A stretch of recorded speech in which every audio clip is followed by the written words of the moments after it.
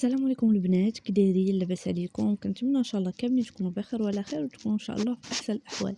اليوم جبت لكم فيديو جديد او صابون اقتصادي اوتوماتيك اللي غزال بجوج ديال المكونات، ساهل ماهل. تبعوا معايا الطريقه وما تزابيوش. اول مكون عندنا هو صابون الكف، هذا ديال الحامض. تقدروا نتوما تضاعفوا الكميه. هنا غزالاتي راني حكيتو شفتوا. تقدروا دابا نتوما ديروا جوج ديال الصابونات باش تضاعف لكم الكميه. وهنايا غادي ندير 2 لتر ديال الماء اللي هو طايب كيف ما كتشوفوا، وصافي غادي نخليه هنا. من بعد ما خويت الماء طايب صافي غير حركته هكا وغادي نخليه ليله كامله. غادي نشوفوا كيفاش غادي يعقد ما شاء الله.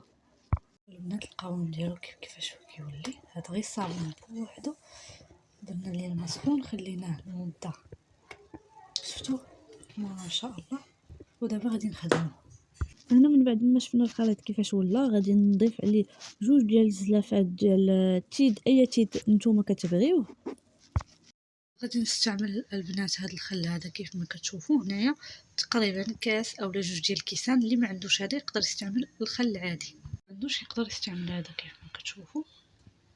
ها هو الكاس الاول وغنزيد الكاس الثاني، هو الكاس الثاني وغنمزج هادشي مزيان. الحاجه غادي ندير بيكربونات الصودا كيف ما كتشوفوا، راه كاينه كتباع ب3 دراهم ديك الساشيه الخضراء. انا ما متوفرش عندي غير هادي. غادي نخوي تقريبا واحد 3 المعالق. عندكم ميزان شفتوا. غادي نخلط مزيان البنات. من بعد ما خلطت هادشي مزيان، اخر حاجه غادي نضيف هاد المعطر هذا ديال الخزامه كيف ما كتشوفوا. تقدروا تاخذوه نتوما العبار. غادي ندير واحد الكاس منه هنايا باش يعطيني. تقدروا ديروا ثاني ديال الحامض اللي بغيتو.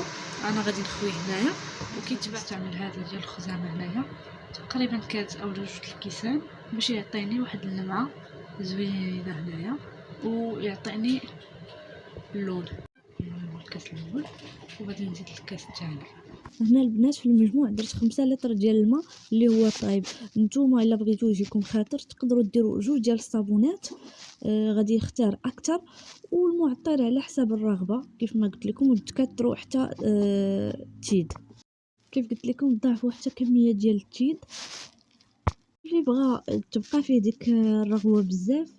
ما يكثرش الخل والبيكربونات. وهذا هو الفيديو ديال اليوم، وغادي نفرغوه في القريعات. والسلام عليكم.